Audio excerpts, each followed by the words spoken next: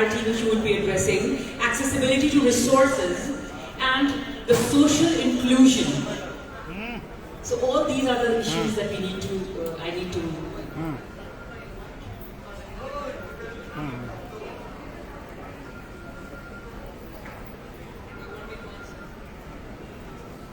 Well, see the question of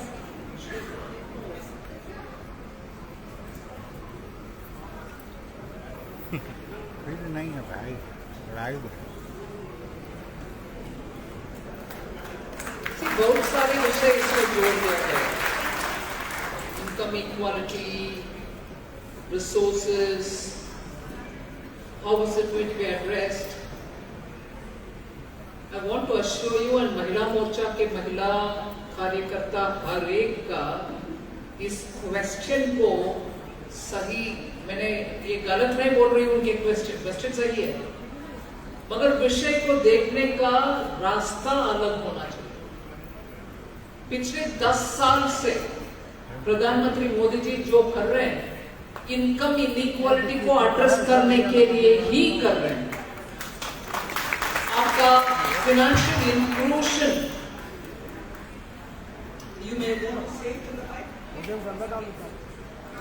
inequality, अब financial inclusion का नाम है जन धन अकाउंट जो प्रधानमंत्री जी 2014 में ही शुरू किया.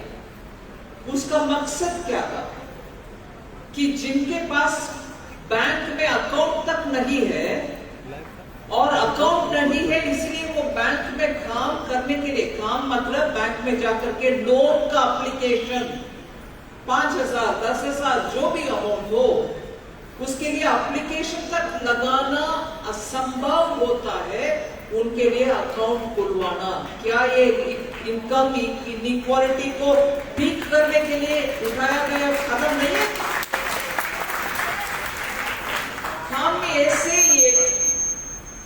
हम इस डिबेट को, जो ऑपोजिशन चाहता है कि हमारे ऊपर आरोप के जैसे लगाने के लिए जो कोशिश हो रही है, उसको टोटली बेबुनियाद बोलने के लिए हमारे पास इतने सारे स्टेप्स हैं, जिसके कारण कोविड के बावजूद भी 25 करोड़ लोग का गरीबी रेखा से ऊपर उठकर आना संभव हुआ.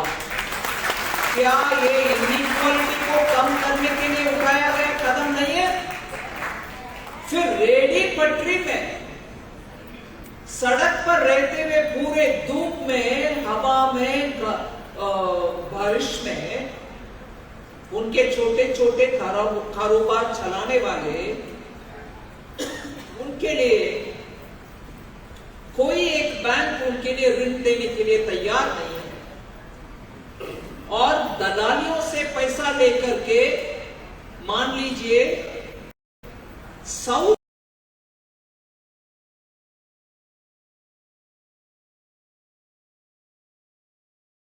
रुपया आज बिजनेस के लिए उनके लिए पैसा चाहिए. दलाल से पैसा लेने में वो सुबह 100 रुपया का लोन देते हुए 90 रुपया ही हाथ में रखता है, 10 रुपया काट के ही देता है. मगर जब कारोबार दिन भर चलने के बाद वो जब जाकर के वापस पैसा देना है, पूरे 100 के 100 देना पड़ता है उनको.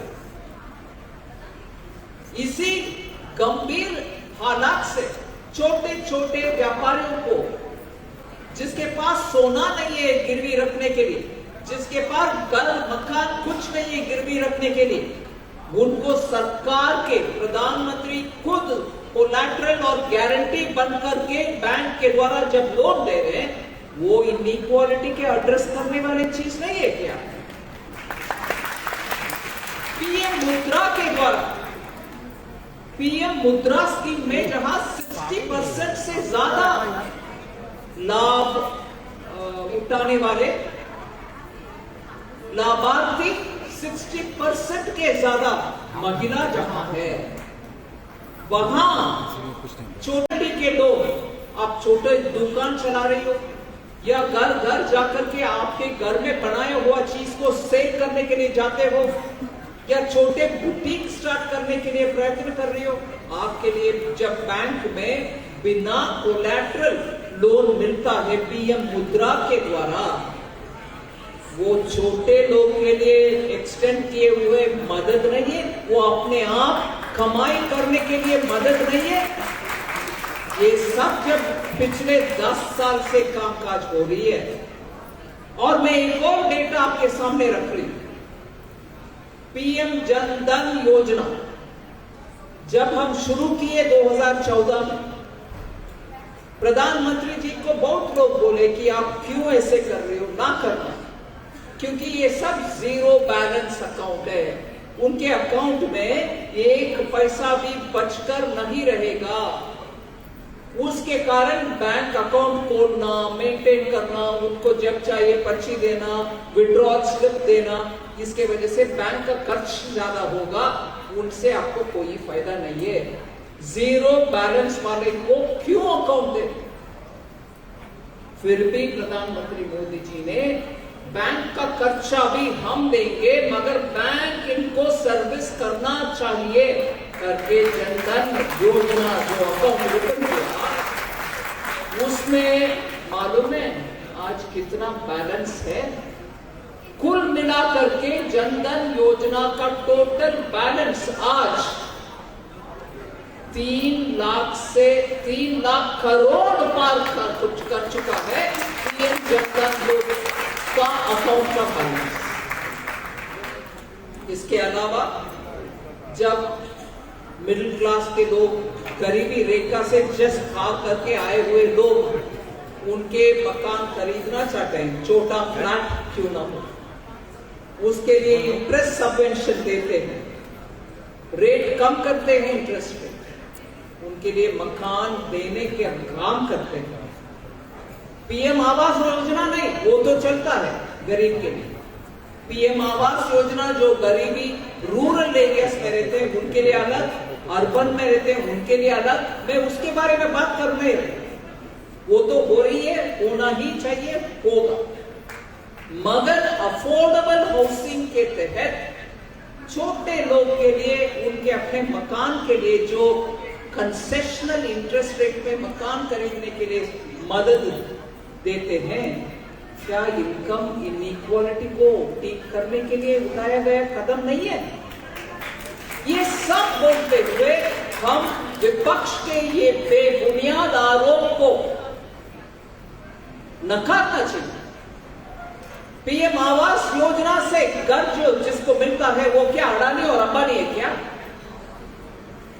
उज्ज्वला योजना के तहत सिलेंडर जब मिलता है वो अंबानी और अडानी है क्या? जो घर घर तक नल से जल जा रहा है वो किसके लिए? गरीब के लिए नहीं। इसीलिए इन आरोपों को, जैसे वो आरोप प्रश्न रूप में से हमारे सामने आता है, उसको वो शायद ठीक है, हम डिफेंसिव होकर के शायद कुछ जवाब देना है, ये संकोच नहीं होना चाहिए। दम से सामने आकर के पूछना चाहिए, इतने कार्यक्रम किसने किया? इनइक्वालिटी के ऊपर आप बात कर रहे हो। विपक्ष के ये बेबुनियाद आरोप को नकारना। Thank you so much, ma'am. And I hope so कि इससे बढ़िया जवाब नहीं हो सकता था। Huge round of applause, please. No, ma'am, next question, please. Ma'am, please, next question. Yes, ma'am, next question. मैं doctor Sheila Singh, dean Sainath university, मैं माननीय वित्त मंत्री से पूछना चाहती हूँ कि हमारा झारखंड प्रदेश आदिवासी बाहुल्य क्षेत्र है, तो यहाँ की महिलाओं के लिए, हम उनके आर्थिक उत्थान के लिए हमारी सरकार की, और मैं 100% कहती हूँ कि 2024 में आने वाली बीजेपी सरकार की क्या योजना है, उसके ऊपर थोड़ी सी चर्चा करें मैम। Thank you ma'am. मैंने अच्छा प्रश्न पूछा है। झारखंड में जनजाति लोग के ऊपर हम ध्यान रखेगी, और मुख्यतः प्रधानमंत्री जी इसके ऊपर ध्यान रखेगी, बहुत सारे कार्यक्रम ले आए। फर्स्ट ऑफ ऑल भगवान बिरसा मुंडा जी के जन्मदिन को जनजातीय गौरव दिवस मनाना एक बहुत बड़ा कदम है और आने वाले 2025 को पूरे साल जनजातीय गौरव के लिए एक पूरा साल हम मनाने वाले हैं। एकलव्य स्कूल उनके लिए इस बार बहुत अच्छा सा बजट एलोकेशन के साथ ले आ रहे हैं, जिसमें भारत की बेस्ट एजुकेशन जनजातीय बच्चों को मिलना चाहिए। ये बहुत बड़ा एक स्टेप है। एक स्पेसिफिक स्टेप में याद दिलाना चाहता हूं, particularly vulnerable tribal group PVTG, इनके लिए स्पेसिफिकली एक कार्यक्रम जिसमें कोई दिल्ली में बैठ करके टाइलर मेड सिस्टम नहीं है, ऐसे कपड़ा नापा गया और एक शर्ट सिलाया गया, उसी शर्ट सबको पहनो, ये नहीं। जहां PVTG है वहां उनको उनके रिक्वायरमेंट के अनुसार सड़क पे जाए, घर पे बनाए, पानी की पहुंचे और उनके इर्द गिर्द हॉस्पिटल वेलनेस सेंटर भी रहे, स्कूल भी रहे। छोटा सा ग्रुप हो सकता है मगर पर्टिकुलरली वल्नरेबल ट्राइबल ग्रुप है, उनके लिए प्रधानमंत्री जी का इस बड़ा सा एक कार्यक्रम और उसमें मैं श्रेय देना चाहती हूँ, धन्यवाद कहना चाहती हूँ राष्ट्रपति महोदया द्रौपदी मुर्मू जी को। वो पर्टिकुलरली इसमें बहुत अटेंशन देकर ये स्कीम कैसे भी अच्छा ग्राउंड में इंप्लीमेंट होना चाहिए, इसके ऊपर उनका सुझाव भी बहुत सारे आए। ऐसे कार्यक्रम जहां ट्राइबल वेलफेयर के लिए कर रहे हैं और हर डिस्ट्रिक्ट में एक ट्राइबल वेलफेयर म्यूजियम बनाना, उनके कल्चर और उनके सिविलाइजेशन को सही रखना और उनके भाषाओं का प्राइमरी स्कूल एजुकेशन में उपयोग करने के लिए मुझे मालूम है धर्मेंद्र प्रधान एजुकेशन मिनिस्टर उसके ऊपर बहुत ही काम कर रहे हैं। ऐसे बहुत स्टेप्स हैं। Next question please.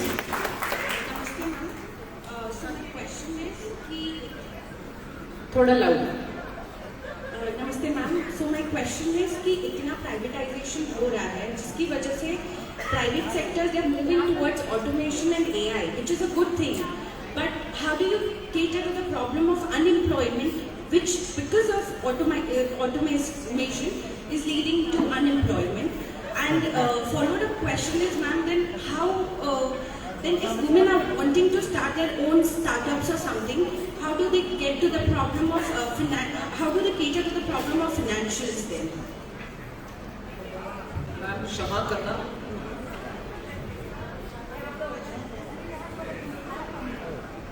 क्षमा करिए, इस प्रश्न को भी मैं अलग तरीके से जवाब देना चाहता हूं। Artificial intelligence means joblessness, how will we handle it? मैं याद दिलाना चाहती हूं, भारत में कंप्यूटराइजेशन आने से पहले उदाहरण लेके बोलना चाहती हूं, बैंकों में कंप्यूटराइजेशन करने के खिलाफ बहुत आवाज उठाए गए। नहीं, बैंक में कंप्यूटर अगर आता है तो रोजगार खत्म हो जाएगा, कंप्यूटर ही पूरे काम करेगा, हमारे जॉब निकल कर जाएगा। एक जमाना था। आज सोच लीजिए, अगर कंप्यूटर बैंक में नहीं है, अगर डिजिटाइजेशन नहीं होता इस देश में, हमारे सामने कितनी सारे प्रॉब्लम्स हम घर में बैठ करके आज फोन के द्वारा कर रहे हैं, वो होना संभव है क्या? उससे कितने रोजगार निकलकर बाहर चले गए। फिनटेक के द्वारा आज हमारे युवा इतने इनोवेशन ले आ रहे हैं, बैंक में उस इनोवेशन को उपयोग करते हुए इंटरनेशनल ट्रांसफर तक बिना खर्च हो रही। आपके लड़के लड़कियां बाहर पढ़ने के जा रहे हैं, आप इधर से अमाउंट ट्रांसफर कर पा रहे without loss of huge commissions. इसीलिए AI का भी मैडम पॉजिटिव जितने भी है उससे हमारे रोजाना का लाइफ में उससे क्या क्या फायदा निकाल सकते हैं, निकलने के लिए हम कोशिश करके सबको उसमें उपयोग करने के लिए कोशिश करना चाहिए। और रेगुलेट भी सॉफ्ट टच रेगुलेशन के द्वारा चलाना चाहिए, और उसको चलाने वाले भी हमारे युवा होंगे। AI अपने आप नहीं चलेगा, पीछे कोई आदमी बैठकर चलाना भी है ना। इसीलिए we should look at the possibilities rather than spread fear saying it is going to remove jobs. I'm not saying you're spreading, but that thought, will AI take away the jobs? No, we should look at it with a lot more confidence.